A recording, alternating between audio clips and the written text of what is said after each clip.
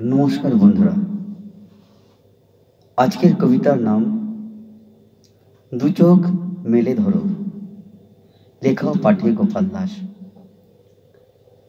দু চোখ মেলে ধরো প্রকৃতির কোলে, অপূর্ব সুন্দর সৌন্দর্য মন মাতোয়ারা। দু চোখ মেলে ধরো সমাজের আনাচে কানাচে, কত কি দেখবে শিখবে পাবে কাজের আগ্রহ।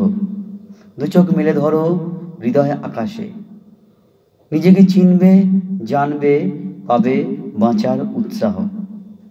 দু চোখ মেলে ধরো সামনের দিকে, আগামীর পথ স্পষ্ট উজ্জ্বল আলোময়।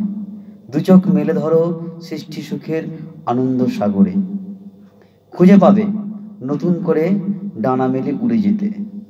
দু চোখ মেলে ধরো অনন্ত মহাশূন্যে, খুঁজে পাবে স্বাধীনভাবে ভেসে যেতে দূর অজানায় অচিনপুরে।